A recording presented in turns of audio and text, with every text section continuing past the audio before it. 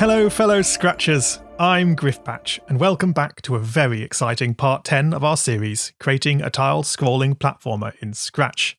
Today we'll focus on the much requested mystery blocks.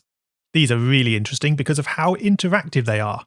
You can walk on them, head bump them for coins, or possibly for other special lucky items. And yet, they also have this other use, for dispatching unlucky Goombas who are innocently walking above them. So I can safely say we have quite a lot to cover. But I just know you're going to enjoy this one because, well, it's just so satisfying. But before we dive in, we have a quick bug fix from episode 9. It was pointed out that when you reset a level in the level editor by pressing the R key, there's a bug where the enemies are not cleared. See? Oh man. Well, this is an easy one to fix. Click on the editor sprite and find the When I Receive Generate level. See, here we are already deleting all of tile grid. So we need to delete all from object index and from object type lists. This will prevent our enemies accidentally being left behind after each level is cleared, and there we go. Great. So back to mystery blocks. So here I am bumping my head on a mystery block. So quite a lot of things are going to need to trigger off this action. What we'll do first is make a record of the tile that was head bumped. Click into the Mario sprite and find the When I Receive Move Player script. Create a new variable named Bump Index for all sprites.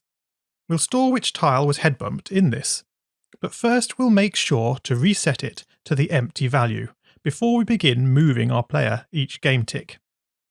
Now vertical collisions occur in the Move Sprite Y block here. And when we bump our head, we currently set jumping to 99. Let's make a new custom block named Bump Head and drop it in to the same place. This is going to be relatively simple. We want to check what tile is directly above us. We can use getTile at xy with an x of Mario's x variable and a y of y plus height to get the top of Mario's head. But then we'll also add 8 to it. I just picked this number here. So if the tile above Mario's head is costume 20, it's a mystery block. Then we set bump index to tile index. Yes, that records which tile we head bumped. We can test that this works. As I jump and head bump the mystery block, you can see bump index flashes a value. Great. That's all we need now to trigger all the animations and actions from this block. The first thing we'll do is make the mystery tile react to being bumped. Switch to the tile sprite code and find the When I Receive Position Tiles script. Look down towards the bottom and see where we are handling animating blocks here. This includes mystery blocks, that is costume 20. So for starters, we can check whether this tile has been bumped by comparing the new bump index with the tile's tile index variable. If it matches, then it has just been bumped, so we can replace the bumped tile in tile grid with a simple gold block. That would be costume 9. Run the project, and I can now head bump these tiles to change them to simple gold blocks. That's good. But to be really good, we need the tile to jump up and down too in response to being bumped.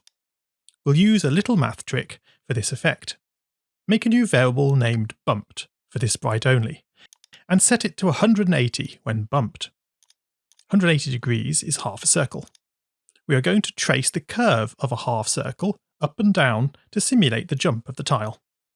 So before switching costume, add in an if, checking whether bumped is greater than 0. Immediately subtract 30 degrees and then change the Y position of the sprite by 24 multiplied by the sign of bumped. This offsets it up from its real position while bumped is still greater than 0. And we test the project again. Now when I bumped my head, the block gives a satisfying little jump. Very nice. Next up, we shall add the default jumping coins animation. This occurs on any mystery block that does not contain any special object. When a block is head bumped, a coin should bounce up into the air from the block, come down and vanish. The player does not need to collect it, so it's really just there to look nice, giving the player some great feedback. Because of this, I would classify the coin as a particle effect. Click into the particles sprite. At present, these only support dust smoke particles that are cloned at Mario's feet. This is going to need an upgrade to support more particle types. OK, click back into the Mario sprite, finding the Make Skid Smoke. Oh man, this typo is still there. I'll just rename it correctly. There, Make Skid Smoke. Right, we are no longer going to create a clone here.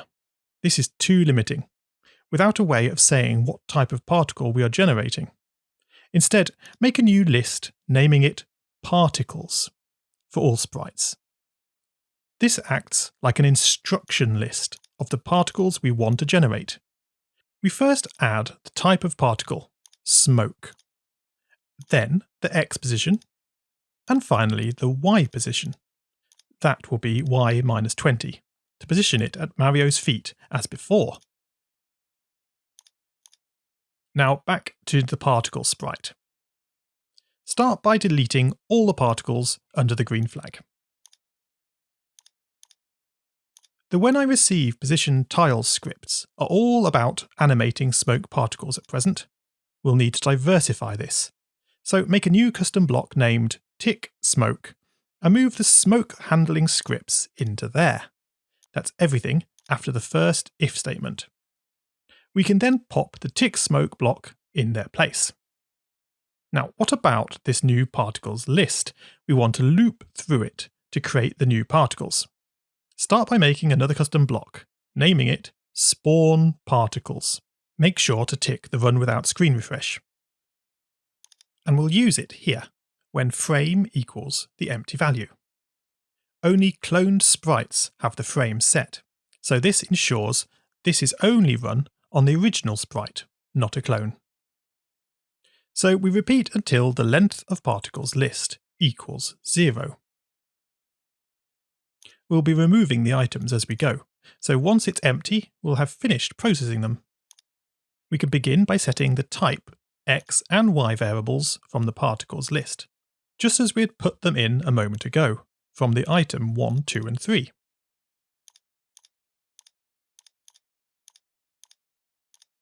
Next, just create clone of myself to spawn the particle with these variables. Finally, delete those first 3 rows from the list, and then allow the repeat loop to continue in case there are more particles to be spawned. Almost there. Just come back to the When I Start as Clone and remove the old setX and setY blocks from here, as these are now set before we clone the sprite. And we are good to test.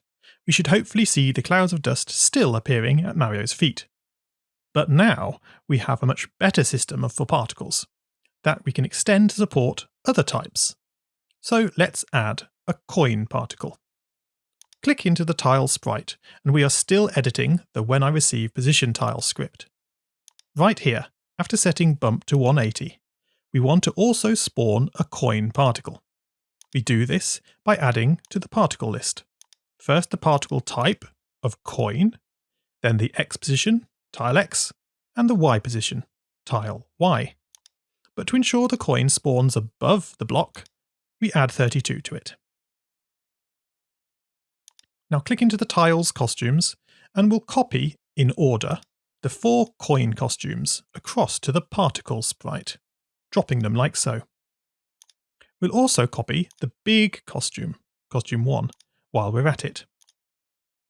Switch back to the particle sprite, and it's time to code the coin particle type.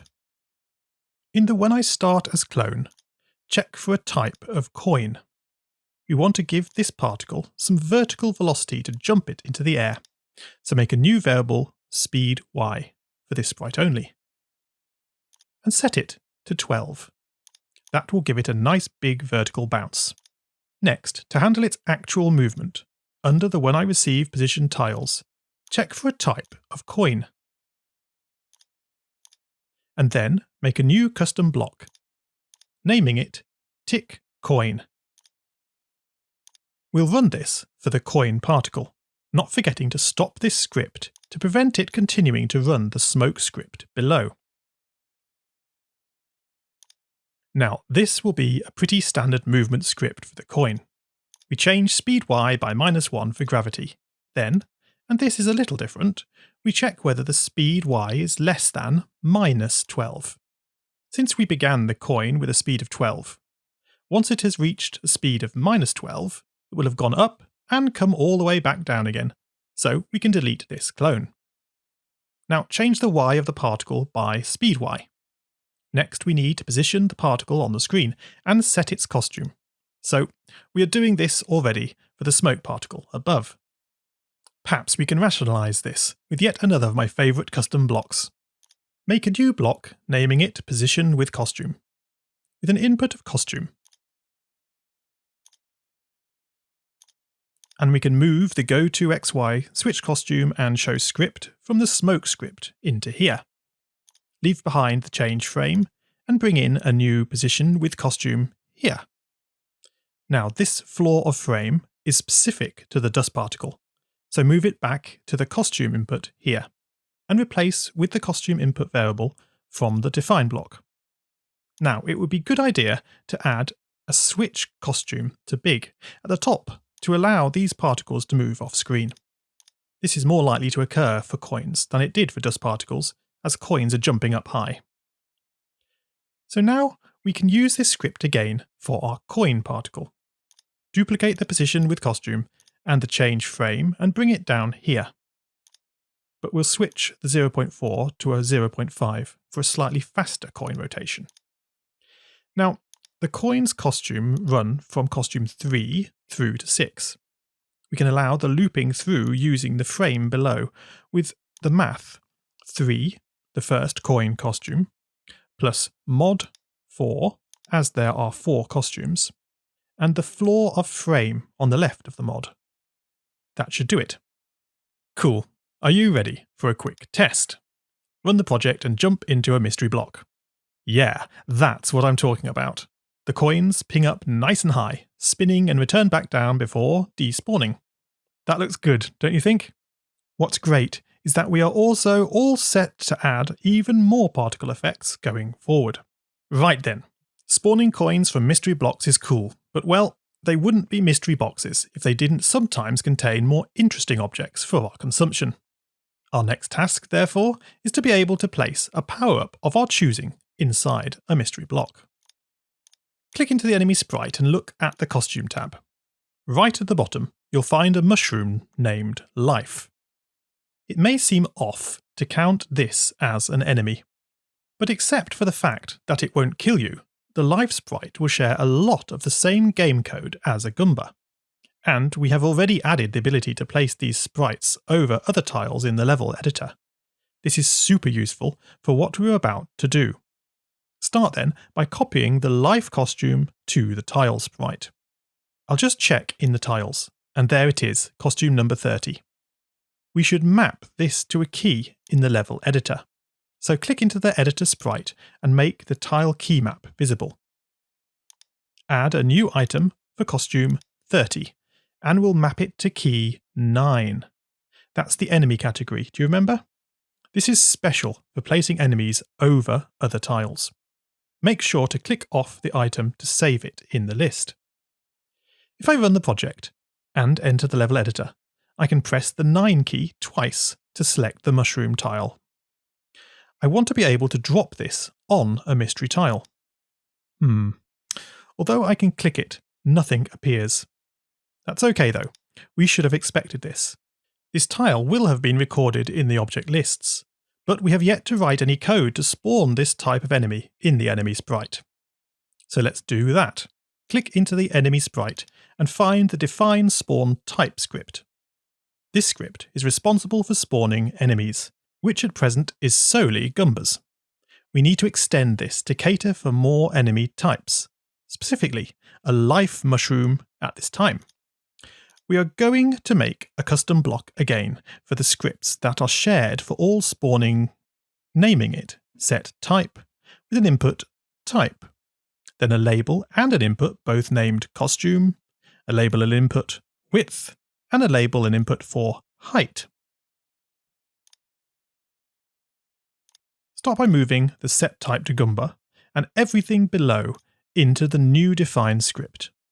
Then replace it with the new set type custom block.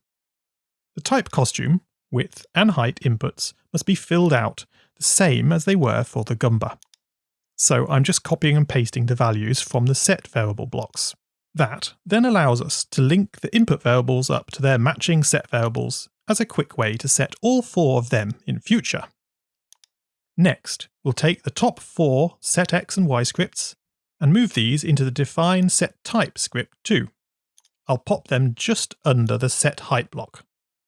I just noticed we can safely remove the set type and hide block from there, as this was left over from when we spawned Goombas with the G key. The enemy spawning loop already takes care of this at the end. Right, so now we can more easily add a new type of enemy sprite to be spawned. Type 29 was a Goomba, so duplicate the if and instead look for a tile type of 30, our mushroom life tile. We can fill out the set type block with the input values of life for the type, and also, as it happens, the costume name too. And both a width and height of 16 pixels. Now where the life differs from Goomba is that it doesn't want to be activated when it moves onto the screen. We did this by setting frame to the empty value. So instead, let's set frame to -1 before the set type block. This will be our new way of indicating that an enemy sprite is hidden until we say otherwise. To make this work, come to the bottom of the define set type custom block and surround the show with an if block. Put in an OR. Then on the left, we always show the sprite if we are in the level editor. That is, editor is greater than 0. The other condition, where we show right away, is when frame is equal to the empty value. That way, when the frame is -1, like we just set it, it will stay hidden. Except, of course, when in the level editor, which is just how we want it. Let's run the project. So, no mushroom is visible yet. Did I manage to place one? I'll enter the level editor. Ah, great! There is the mushroom I placed earlier. It did work. So that special frame of -1 is working. But I can still headbutt this mystery block containing the mushroom and get a coin. That isn't right. We need to turn off the coin particle for the tiles containing objects. Click into the tile sprite. We are still in the when I receive position tiles script. Now add in an if around the 3 add particle blocks. To check whether a tile has an object in it, we just need to refer to the objects lists. Use the item hash of object IDX and look for tile index to see if we can find that index in the list. If there is no object at the location, then the result is 0. So we then allow it to spawn the coin as normal. We should test that again just to confirm that the last mystery block is no longer spawning a coin particle. Yep, perfect. But now for the more complex job of triggering the mushroom sprite to appear instead. Click into the enemy sprite and find the when I receive move enemy script. Now scroll down the script to where we check for frame being less than 0. If you remember, this is triggered for idle enemies, that is, looking for them when they're about to come on screen. Well, now this is also going to be triggering for our hidden enemies too. We need to handle these hidden ones specifically, so add in a new if as the first block within that if, checking for a frame of -1. These tiles should be activated not when they come on screen, but when they are bumped. So if bump index equals the enemy sprite's spawn index, that's where the enemy sprite spawned on the level, then we show the sprite. Make sure to add a stop this script under the if so that hidden sprites don't process any further. Now let's give this a test. Okay, this is a good start. The mushroom is indeed showing when we head bump the tile. but this isn't quite the desired behaviour. We need the mushroom to emerge from behind the mystery block. So remove the show block and instead we will set frame to 0. This means the enemy sprite is no longer inactive. We'll also point in direction, although this isn't really used yet, setting it to the same direction as the Mario sprite. Lastly, and I have to say I was in two minds about how to go about this. To get the sprite to appear behind the mystery block, we will tell the sprite to go to the back layer. Handling sprite ordering in Scratch is a pain, and deserves a tutorial video all of its own. So watch out for that. Okay, we'll also add a go forward block. Add a new variable named layers background. And we'll use this in the go forward. This is here ready for when we add in a scrolling background, as we will then be able to set this variable to the number of background sprites that we should stay in front of. Now scroll down to the bottom of this script where we are handling the processing of Goomba with a Goomba tick block. Let's duplicate it, changing the if to look for a type of life. Remove the tick Goomba and we'll make a new custom block named tick life. Run without screen refresh. And pop it back within the new if, followed by the stop this script. I'll move this into some space. Okay, well, pop the show block back in here so that we can see what's going on, and run the project. Now head bump that block. Did you see that? The mushroom block appeared behind the block now. But you can only just see it before the mystery block returns and covers it up again. To avoid it being seen, we'll need to delay it appearing for a few frames after the bump occurs, and only then show it, before allowing it to rise up out of the block below. So change frame by 1, and then check if it is less than 16. If it is, then stop this script. That will prevent the mushroom appearing for around half a second. Next, bring in an if-else block, checking for frame being less than 48. Then we show the sprite and slowly move it upwards by changing y by 1. Now, how did we get the value 48 here? We need to slowly move the mushroom up by 32 pixels. That's a full tile. But frame is already at 16 before we start moving. So 32 plus 16 is, yep, 48. Cool, let's give it a test. Going straight for the mushroom block. And oh yeah, that is looking really exciting. Excellent work. You've all been waiting patiently a long time to see this mechanic working. Now, although we are not going to implement any actual power-ups in this episode, we might as well allow the player to pick it up. So after the mushroom is finished rising up in the else here, check whether it is touching Mario. And then we'll simply delete this clone for now. This is also where we'll be able to trigger any special powers in future. And let's see. Yeah, that works for me. So how much time do we have left? Can we fit in Goomba Flipping from above a bump block? I don't feel the episode would be complete without it. Yeah, let's go for it. In the enemy sprite, make a new custom block naming it Check Flip.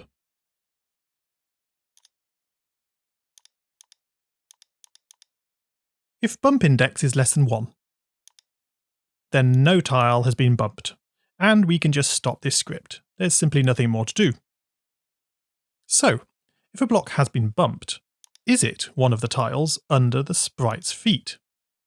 Let's check the tile under Goomba's left foot first, using a get tile at xy, with an x minus width.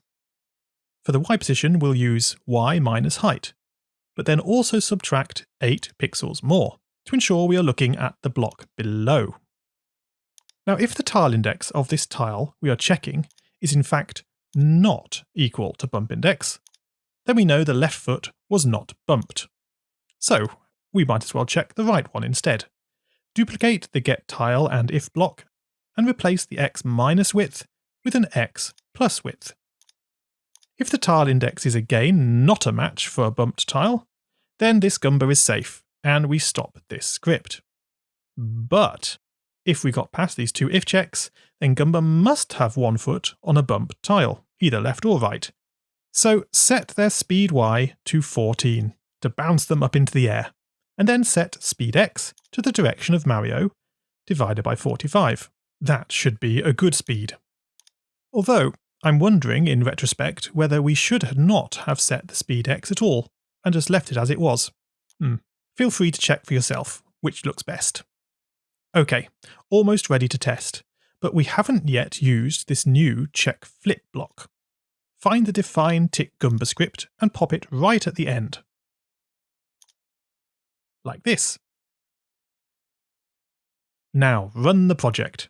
I'm quite excited about this already. And take that, Goomba! Oh yeah, let's do it again. Oh man, this is too much fun. To make it authentic, we just need to flip the sprite upside down and let them fall off screen. Scroll back to the end of the define check flip script and set type to flip.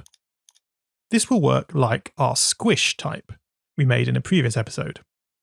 We want to make the sprite appear upside down, so set the rotation style to all around, and finally point in direction -90, -90. Now find the when I receive move enemy script, and add a new if type equals flip, just above the type equals squish check. We just want a simple gravity motion here, so change x by speed x, change speed y by -1, and change y by speed y. Lastly, we'll find out when they fall off the bottom of the screen, with an if y is less than camera y, subtract 200. And then we delete this clone. We should just drop in a stop this script to conclude the flip sprite script. And that's it. Job done. Episode complete. Smash that green flag. And watch that Goomba fly. Wonderful. Look at how he flips upside down and falls off screen. It just works so well, and it's so satisfying that we have got this far. We have certainly covered a lot of ground today, and having the mystery blocks functioning really livens up the game a lot. So pleased. It wouldn't take much to add all sorts of different items to pop up from these blocks now, so do feel free to mess around and add your own. Also, why not try adding some powers to Mario, or a life counter? There's still so many directions we could take things, and although I am basing the tutorial heavily around Mario mechanics, that's only because Mario does them so well. You can of course make any platformer you wish from the same game engine. Just let your imaginations run wild. Well, I do hope you've been able to follow along, and that your projects are looking amazing. In the next episode, I'm expecting that we'll look at the player losing a life, and perhaps adding some other visual eye candy, like the scrolling backgrounds. But we'll have to see, as I know there are many other highly sought after features yet to be covered. If you've enjoyed this tutorial, then smash the like button, and don't forget to subscribe to the channel to avoid missing my next exciting video. So thank you for watching, and scratch on guys.